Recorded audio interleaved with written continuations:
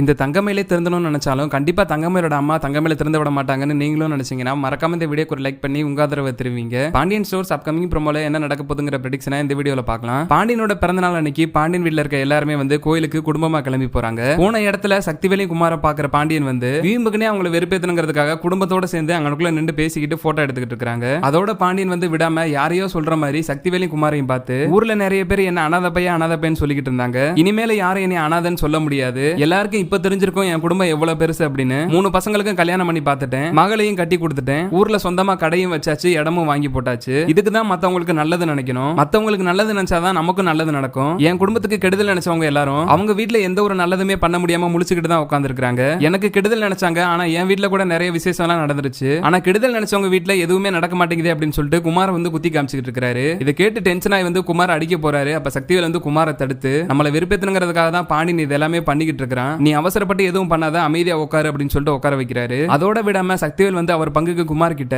உனக்கு கல்யாணம் ஆகாம இருக்கிறதுக்கு ஒரே காரணம் ராஜி தான். ராஜி மட்டும் ஓடி போகாம இருந்துச்சுன்னா உனக்கு அவ்வளவு பொண்ணு கொடுக்கறதுக்கு தயாரா இருந்தாங்க. ராஜினால தான் உனக்கு இந்த மொத்த கெட்ட பேருமே கிடைச்சிருக்கு அப்படின்னு சொல்லிட்டு சக்திவேல் அவர் மனசுல இருக்கிற ஆத்திரத்தெல்லாம் அப்படியே குமார் கிட்ட கொட்டிக்கிட்டு இருக்காரு. அப்பதான் சக்திவேல் ஒரு முடிவு எடுக்கிறாரு. ராஜி கதிரை கல்யாணம் பண்ணிட்டு போய் நம்ம குடும்பத்துக்கு துரோகம் செஞ்ச மாதிரி நீ பாண்டியனோட மகளை கட்டி பாண்டியனுக்கு துரோகம் பண்ணணும். நம்ம ஏன் வெளியில பொண்ணு தேடி அலையணும்? அதுதான் பாண்டியனோட மக இருக்கு, நீ எப்படியாவது பாண்டியன் மகளை கல்யாணம் பண்ணிரு, உனக்கு பிடிக்குதோ இல்லையோ 2 பேரும் சேர்ந்து வாழுங்க, இதுதான் நம்ம பாண்டியனுக்கு கொடுக்கக்கூடிய சரியான பதிலடியா இருக்கும் அப்படின்னு சொல்லிட்டு சக்திவேல் ஒரு விபரீதமான முடிவு எடுக்கிறாரு. குமார் ஆரம்பத்துல வேண்டாம்னு சொன்னாலுமே கண்டிப்பா அவங்க அப்பா பேச்சு கேட்டுட்டு அந்த முடிவு எடுக்க தான் போறாரு. இன்னொரு பக்கம் கோயில்ல இருந்து வீட்டுல எல்லாருமே வந்துடுறாங்க. வீட்டுக்கு வந்ததுக்கு அப்புறமா பாண்டியன் சரவணன் தங்கமேல் கல்யாணத்தை ரெஜிஸ்டர் பண்ணணும், அதுக்கு நிறைய டாக்குமெண்ட்ஸ் எல்லாம் தேவைப்படுது, தங்கமேல் நீ போய் உன்னோட ஆதார் கார்டு எடுத்துருவான்னு சொல்றாங்க.